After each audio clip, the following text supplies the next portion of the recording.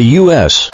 military announced that it had used the B-2 bomber to attack the Houthi forces for the first time, but refused to disclose which weapons and flight paths the B-2 bomber used in this operation. So, here's the question. Since the United States dares to announce the deployment of the B-2 bomber for an attack, why doesn't it dare to disclose the attack method and flight path of the B-2? First of all, I think the B-2 did not use a close-up and all-out attack method, meaning it didn't fly right over the Houthi forces and drop bombs vigorously. After all, according to statistics, the Houthi forces have shot down 14 Reaper drones and even a fighter jet. Although the B-2 is stealthy, we cannot rule out the possibility that the Houthi forces have the ability to detect stealth. Right. The Houthi forces have even developed hypersonic missiles. What's impossible? Besides, is the Houthi forces really fighting alone? Wouldn't it be extremely embarrassing if the B-2 were shot down? Therefore, not disclosing the weapons used is likely to have an effect in the information war. Because if it is said that the B-2 launches cruise missiles from a distance, it will seem timid and conservative. There will be no deterrence externally. The second point is to hide the performance of the B-2 bomber. As is known to all, the publicly announced range of the B-2 bomber is 12,000 kilometers. If it takes off from Italy and flies to Yemen, the round trip is about 9,000 kilometers. This seems reasonable. But if it takes off from Australia, the whole journey is more than 8,000 kilometers. Let's assume it flies a round trip of 15,000 kilometers and uses the attack method of launching missiles.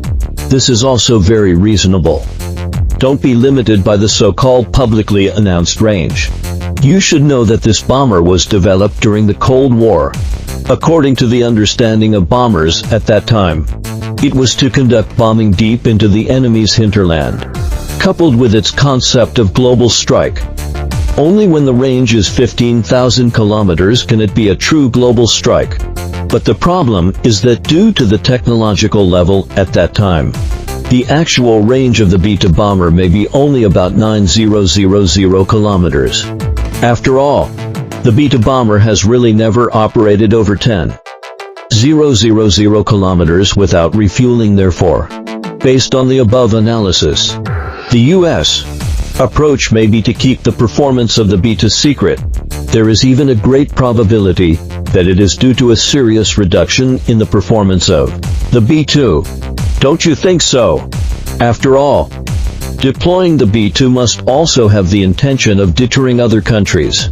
If it is really powerful, it should be like the country that launches intercontinental missiles openly and generously instead of being so secretive. Of course, some people may say that in the Kosovo War, the B-2 bomber took off from Whiteman Base in the United States, flew across the Atlantic Ocean and the Mediterranean Sea, and then conducted airstrikes on Yugoslavia before returning by the same route.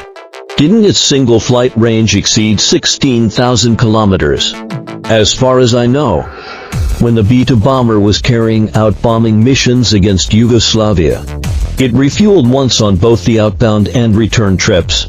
This just confirms my speculation that the B-2 has a range of less than 12,000 kilometers. This is such a simple math problem. I believe you can understand it. Right. It is worth mentioning that Nasruddin Amer, Deputy Director of the Houthi Armed Forces Press Office, said on social media, "The United States will pay the price for its aggression against Yemen. As we have said before, its aggression will not stop Yemen's stance of supporting Gaza."